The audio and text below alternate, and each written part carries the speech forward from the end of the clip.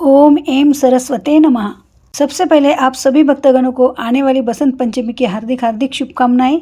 जय लक्ष्मी माता। स्वागत है आपका अपने चैनल श्रद्धा से भक्ति भावना में। श्री हरि विष्णु और माँ लक्ष्मी जी की कृपा आप और आपके समस्त परिवार पर सदैव बनी रहे। तो आज के वीडियो में जान लेते हैं 2026 में बसंत पंचमी कब है, इसकी सही तिथि, शुभ मुहूर्त, पूजा विधि और ज्ञान की देवी माँ सरस्वती की महिमा के बारे में। बसंत पंचमी केवल एक धार्मिक अनुष्ठान नहीं है, बल्कि यह मानव जीवन के विभिन्न पहलुओं को स्पर्श करता है। पौराणिक कथाओं के अनुसार इसी दिन ब्रह्मा जी के मुख से देवी सरस्वती का प्राकट्य हुआ था। जब ब्रह्मा जी ने सृष्टि की रचना की तो उन्हें चारों ओर मौन और नीरसता दिखाई दी। उन्होंने अपने कमंडल से जल छिड़का, जिससे एक अद्भुत देवी प्रकट हुई, जिनके हाथों में वीणा, पुस्तक और माला थी। जैसे ही देवी ने वीणा के तार छेड़े, पूरी सृष्टि में संगीत और वाणी का संचार हुआ। इसलिए बसंत पंचमी को देवी सरस्वती के जन्मदिन के रूप में मनाया जाता है। भारत एक त्योहारों का देश है और यहाँ पर उत्सव का अपना एक अनूठा महत्व, रंग और कहानी होती है।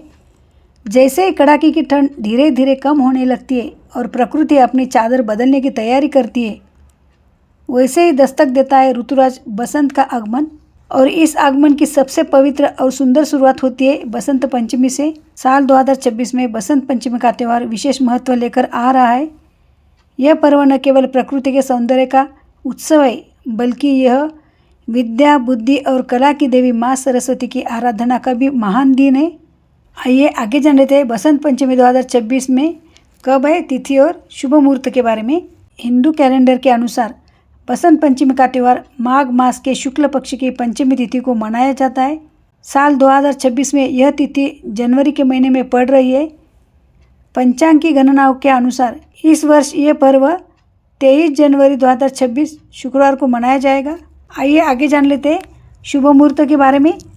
पंचमी तिथि का आरंभ हो रहा है 23 जनवरी 2026 को रात 2:28 पर।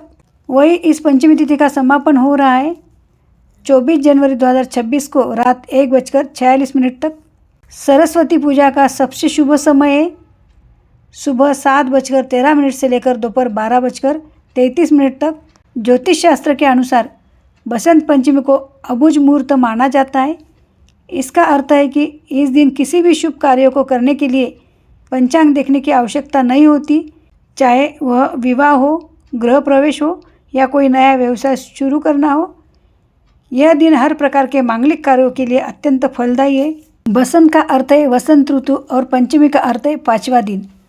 यह त्यौहार सर्दियों के अंत और वसंत के स्वागत का प्रतीक है। इस समय खेतों में सरसों के पीले फूल लहलाने लगते हैं, पेड़ों पर नई कोपलें आने लगती है और आम के पेड़ों पर बोर यानी मंजर आ जाते हैं। वातावरण में एक नई ऊर्जा और ताजगी महसूस होती है। विद्यार्थियों, संगीतकारों, लेखकों और कलाकारों के लिए यह दिन विशेष है। इस दिन कलम, वाद्य यंत्रों और पुस्तकों की पूजा की जाती है। स्कूलों और कॉलेजों में सरस्वती वंदना के कार्यक्रम आयोजित किए जाते हैं। बसंत पंचमी के दिन आप जिधर भी नज़र दौड़ाएंगे आपको पीला रंग ही नज़र आएगा। इसके पीछे कई धार्मिक और वैज्ञानिक कारण भी है। पीला रंग ऊर्जा का प्रतीक है।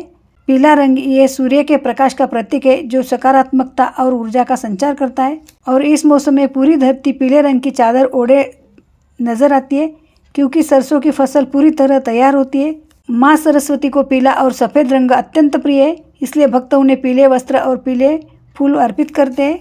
इस दिन घरों में केसरिया भात यानी पीले मीठे चावल, पीली खिचड़ी और बूंदी के लड्डू बनाए जाते हैं।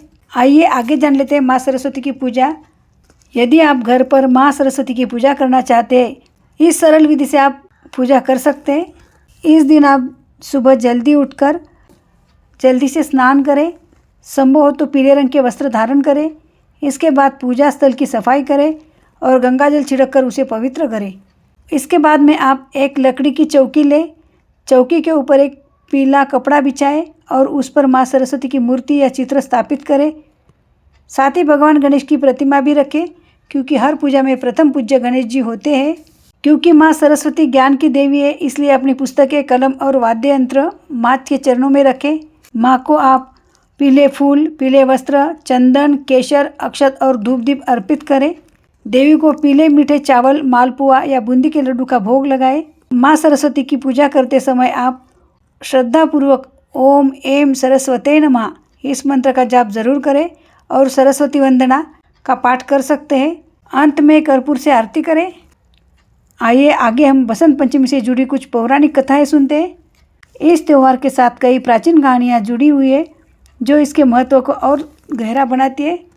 सबसे पहले हम राजा सुकेतु की कथा श्रवण करेंगे।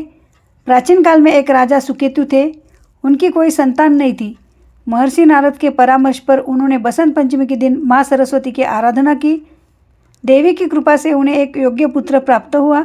तब से ज्ञान और संतान प्राप्ति के लिए इस दिन का विशेष महत्व माना जाने लगा। और एक कथा सुनते हैं रामायण काल की। कहा जाता है कि जब भगवान श्री राम सीता की खोज में दक्षिण की ओर बढ़ रहे थे तब वे शबरी के आश्रम पहुँचे थे। वह दिन बसंत पंचमी का ही था। आज भी गुजरात के डांग जिले में वह स्थान शबरी धाम के रूप में प्रसिद्ध है जहाँ बसंत पंचमी का उत्सव बड़े धूमधाम से मनाया जाता है। और एक कथा सुनते हैं। कामदेव और रति की कथा है। बसंत पंचमी को प्रेम और सौंदर्य के देवता कामदेव और उनकी पत्नी रति के उत्सव के रूप में भी बसंत को कामदेव का मित्र माना जाता है जो पूरी दुनिया में प्रेम और काम का संचार करता है। आइए आगे जान लेते हैं विभिन्न राज्यों में बसंत पंचमी किस प्रकार मनाई जाती है। भारत की विविधता यहाँ के उत्सवों में भी झलकती है। बसंत पंचमी को देश के अलग अलग हिस्सों में अलग अलग तरीके से मनाया जाता है। पंजाब और हरियाणा में लोग पीले वस्त्र पहनकर खेतों में जाते और भांगड़ा गिद्दा करते हैं। पतंगबाजी यहाँ का मुख्य आकर्षण होती है। आकाश रंग बिरंगी पतंगों से भर जाता है। पश्चिम बंगाल में यहाँ सरस्वती पूजा को एक बड़े उत्सव के रूप में मनाया जाता है। पंडाल सजाए जाते हैं और डाक की थाम पर देवी की आराधना की जाती है। छोटे बच्चों का हाथ खड़ी यानी लिखने की शुरुआत इसी दिन कराई जाती है। राजस्थान में यहाँ लोग केसरिया साफा पहनते और लोग गीतों के साथ ऋतुराज का स्वागत करते हैं। बिहार और उत्तर प्रदेश में सुबह सुबह नदियों में स्नान करने की परंपरा है और माँ सरस्वती को बगीचे के ताज़े फूल और बैर अर्पित किए जाते हैं। आइए आगे जान लेते हैं विद्यार्थी के लिए बसंत पंचमी का विशेष महत्व क्या है। विद्यार्थियों के लिए यह दिन एक नई शुरुआत जैसा होता है। मान्यता है कि इस दिन यदि कोई बच्चा अपनी शिक्षा की शुरुआत करता है तो वह बहुत बुद्धिमान बनता है। इसे अक्षर अभ्यासम या विद्यारंभ संस्कार कहा जाता है। विद्यार्थी इस दिन अपने सबसे प्रिय पुस्तक का पाठ जरूर करें। कलम और कॉपी की पूजा करें और संकल्प लें कि आप अपनी शिक्षा का उपयोग समाज के कल्याण के लिए करेंगे। देवी सरस्वती के चरणों में मोर पंख रखना बहुत शुभ माना जाता है। बसंत पंचमी 2026 हमें केवल धार्मिक अनुष्ठानों की याद नहीं दिलाता बल्कि यह हमें ज्ञान के अंधकार से प्रकाश की ओर ले जाने का संदेश देता है। यह पर्व सिखाता है कि जिस तरह प्रकृति पुरानों पत्तों को त्याग कर नए पत्तों को अपनाती है वैसे ही हमें भी अपने भीतर की बुराइयों और आलस्य को त्याग कर नए विचारों और ज्ञान को अपनाना चाहिए। इस साल 23 जनवरी को जब आप माँ सरस्वती की वंदना करें तो केवल बुद्धि ही नहीं बल्कि नेक विचार और सबके प्रति करुणा का वरदान भी मांगे। तो ये थी आज की वीडियो की जानकारी। हम आशा करते हैं कि हमारे द्वारा दी गई सभी जानकारी आपको पसंद आती है। यदि आपको हमारी जानकारी पसंद आती है तो वीडियो को लाइक कीजिए और चैनल पे पहली बार आए हो या नए हो तो चैनल को सब्सक्राइब करना बिल्कुल भी ना भूलिए। साथ ही में बेल आइकन भी क्लिक करें ताकि जब भी नया वीडियो अपलोड करेंगे सर्वप्रथम आपको नोटिफिकेशन मिल जाएगा। तो मिलते हैं ऐसे एक और जानकारीपूर्वक वीडियो के साथ। धन्यवाद।